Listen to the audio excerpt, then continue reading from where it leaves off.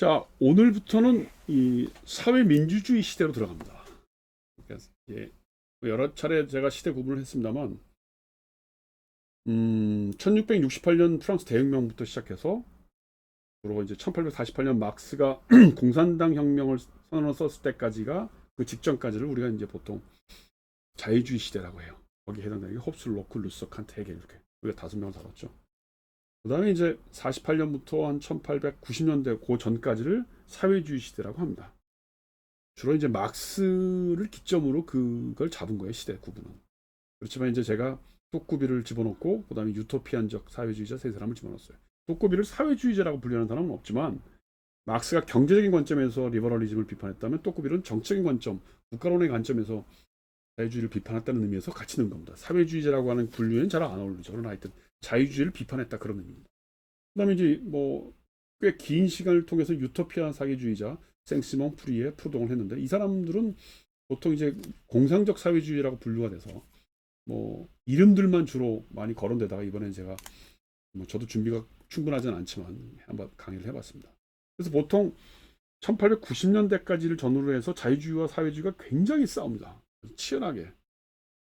근데 우리 사회는 사실은 이 사회주의에 대한 공부가 안 돼 있죠. 우리는 전부 이제 빨갱이 뭐 이렇게 해서 이제 뭐 나쁜 놈 빨갱이 뭐 이런 사상적인 편입감 때문에 사회주의에 대한 공부가 안 돼 있는데 또 그럴 만한 여건이 안 돼 있었는데 이 유럽에서는 그 사회주의라고 하는 그 시대가 굉장히 막강한 시절이 있었어요. 노동자 대부분이 다 사회주의자라고 할 만큼 또 지식인들도 굉장히 사회주의에 많이 경도됐던 시대예요.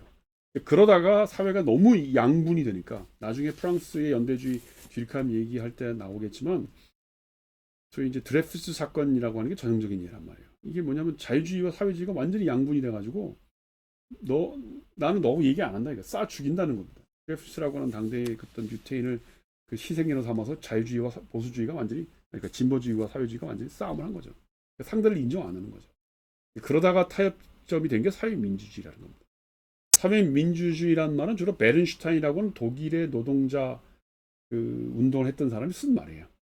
그 말에 해당되는 게 프랑스에서는 연대주의고 영국에서는 뭐 페비안 소셜리즘 아니면 무슨 급진적 사회주의 이런 말을 썼어요. 그러니까 이름 좀 명칭은 다르지만 오늘 제가 할 스튜어트 밀이나 그다음에 이제 이 페비아니스트 조금 그 여러 지식인들이 있어요. 무슨 웹, 뭐 버나드 쇼 이런 사람들인데 이런 사람들을 다 합쳐서 이제 사회주의적 계열이라고 보는 거예요. 사회민주적 계열이라고 보는 거예요. 그거는 완전히 자유주의도 아니고 그렇다고 집산주의, 공산주의도 아니고 그 중간에 어떤 복지, 어떤 혜택을 받는. 그게 이제 독일에서는 베른슈타인이고 프랑스에서는 레옹 부르주와 듀리캄 이렇게 강의를 할 겁니다. 그래서 그 사상적인 흐름이 1890년대부터 1930년대까지 주로 치열하게 막 해서 사회민주주의가 뭔지를 논의하다가 실제로 1930년대를 전후로 되면 실제로 복지국가라는 이름으로 노동당 정권이 들어서는 거예요. 그러니까 노동당 정권이라는 건 완전히 그 무슨 혁명을 하자는 정권이 아니고 의회 민주주의를 인정하는 거예요. 이미 의회 안에 들어가서 노동자의 복지 운동 이런 걸 하는 정당. 그래서 뭐 예를 들면 무슨 비버리지 보고서 나왔던 영국 전형적인 페비안 소셜리즘들이 만든 거고, 그다음 바이마르 공화국, 독일의 바이마르 공화국이라는 것도 그런 사회민주적인 전통에서 복지국가 하겠다고 1차 대전에 만들어진 거고, 프랑스의 뭐 레옹 부르주아가 대통령이 됐던 그 시기도 바로 그런 사회민주적인 정권 복지 사상 안에서 이루어지는 겁니다. 자, 그래서 그런 역사적인 흐름에서 보면 이제 오늘 시작할 이 스튜어트 밀즈라는 사람, 제가 한 5번, 뭐 6번 할 텐데 이 대단히 중요한 사람입니다. 이게 사상적으로 스튜어트 밀즈는 경제적인 문제, 그다음 정치적인 문제, 그다음 정부의 구성 문제, 그다음 여성의 종속 문제, 그다음 개인의 어떤 교육 문제 이런 걸 다 다루고 있습니다. 어마어마한 사람이에요. 그 사람의 사상을 간단하게 얘기하면 크게 뭐 세 가지인데 하나는 주로 이제 초기 작품이라고 볼 수 있는 이 책이에요. 이게 사실 5권으로 얼마 전에 번역이 됐는데 4권짜리로 번역이 됐어요. 이거는 어떻게 보면 당대의 마크시즘이나 뭐 프루동, 후리에 같은 경제적인 논리를 비판하고 있는 책이에요. 그리고 대안을 제시하고 있어요. 솔직히 고백하면 내가 다 못 읽었어요. 힘들어서 못 읽겠어. 이 책을 읽으려면 막시즘도 알고 뭐 정말 그 프루동 프리의 경제적인 것도 알고 그다음 뭐 아담 스미스 같은 자유주의 경제 다 알고 나서 또 그 당시에 어떤 쟁점이 됐던 이슈들도 다 알고 나서 읽어야 될 책이에요. 이건 어떻게 보면 경제학 책이라기보다는 교과서라기보다는 당대의 경제적인 문제가 됐던 것에 대해서 핵심을 집어내고 그걸 우리가 어떻게 해결할 건가 이런 문제를 보여주는 책이에요. 대단한 책입니다, 이 책.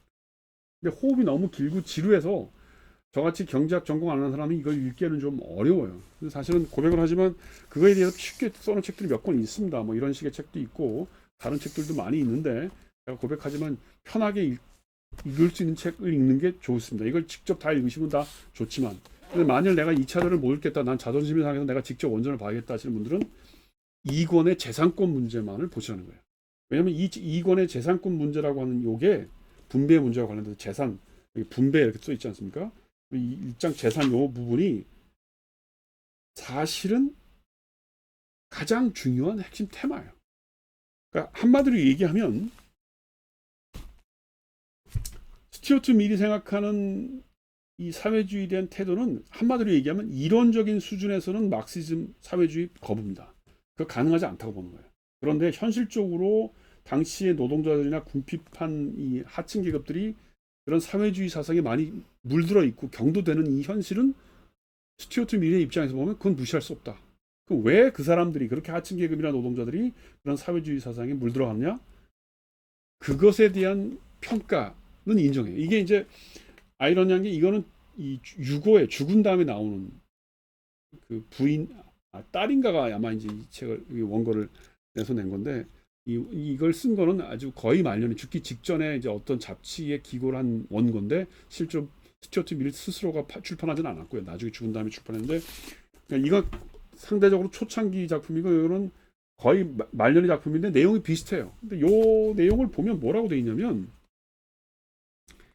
그 아주 유명한 그 문장이 있어요. 뭐냐면 여기 이 2장에 보면 이 31쪽에 보면 2장이 뭐냐면 현실 사회주의에 대해 현 사회 질서에 대한 사회주의 반대라고 하는 챕터의 제목이에요. 그러니까 사회주의가 뭐냐라든가 막스가 뭐라고 했냐 이걸 얘기하는 게 아니고 현실 사회주의자들이 오늘날 왜 우리 사회에서 영국 사회에서 인기를 얻고 노동자들이나 하층 계급이 왜 사회주의에 자꾸 경도되는가 하는 이유를 살펴본 거예요. 현실을 얘기하는 겁니다. 대단한 사람이야.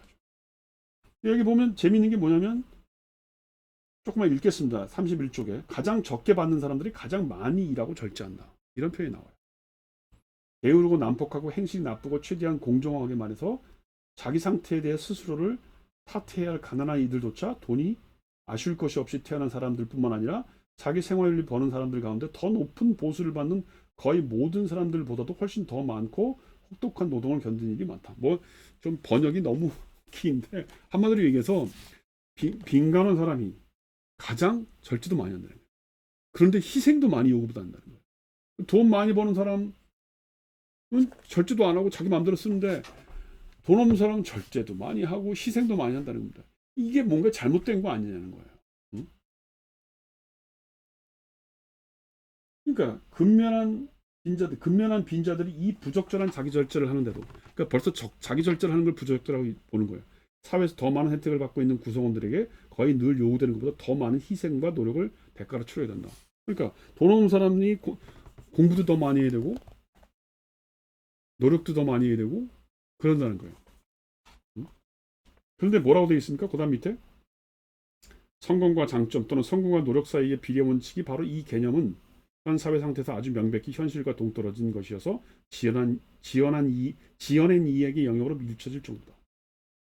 뭐예요? 성공과 장점, 성공과 노력 사이 비례 사이라는 게 무슨 말이에요? 너가 노력을 안 했으니까 성공 못하는 거야 라고 하는 식의 이런 비난. 응? 그런 게 아무 의미가 없어졌다는 거예요. 내가 아무리 노력해도 안 된다는 겁니다. 사람들이 그렇게 안 믿는다는 거예요. 이 책이 언제 나왔다고요? 1870년대 나왔어요. 이 책은 1845년 뭐 이 정도 나왔어요. 근데 마치 오늘날의 한국 사회를 읽고 있는 것 같다는 거예요. 요즘식으로 얘기하면 흙수저로 태어나면 네가 아무리 애를 써도 평생 흙수저로 산다는 거 아닙니까? 서울에 아파트 못 산다는 얘기를 한 거예요. 그럼에도 불구하고 너 열심히 일해. 열심히 일하면 너 잘 살 수 있어. 이렇게 얘기할래? 그 얘기하는 겁니다. 응? 33페이지 비슷한 얘기 좀 더 봅시다. 다른 조건이 주어진다면 정직이 최선의 정책이라고 또한 같은 장점을 가지고 있다면 정직한 사람이 사기꾼보다 더 좋은 기회를 잡는다고 주장하는 것은 도덕적 모험이나 마찬가지다. 이건 아주 놀라운 얘기예요. 정직이 최선의 정책이고 정직한 사람이 나중에 사기꾼보다 더 잘 살게 될 거라고 얘기하는 거는 도덕적인 모험주의라는 거예요. 안 믿는다는 거예요. 사람들이 그렇게 생각 안 한다는 거예요. 그러니까 사회주의가 나쁜 거라고 학자들이 뭐라고 얘기해봤자 하층 계급이나 노동자들은 핍박한 사람들은 사회주의 경도될 수밖에 없다는 거예요. 우리 사회가 그만큼 도덕적으로 요즘으로 얘기하면 이제 도덕이 해이해진 거죠. 돈만 잘 벌면 된다 이렇게 생각하고 있다는 거예요. 그래서 사회주의 정책에 대한 논의를 안 할 수 없다고 보는 겁니다. 자, 그러면 왜 이 사람이 재산권 문제나 분배 문제가 중요하다고 생각했느냐? 막스는 사실 생산의 문제였고 착취의 문제였거든요. 분배나 소비라고 하는 건 본질이 아니라고 봤어요. 그런데 나중에 다시 얘기했지만 생산의 문제는 착취의 문제라기보다는 노동자와 자본가의 어떤 협동체제로 해결할 수 있고 실제로 이런 빈곤의 문제, 성공의 문제 이런 걸 해결하는 건 분배 정책의 문제라고 보는 거예요. 왜냐하면 여기 나옵니다. 태생됨이라는 겁니다. 상황을 결정하는 모든 것 가운데 가장 강력한 것은 태생이다. 32쪽에. 일단 요거 여기서 끝내고 갑시다.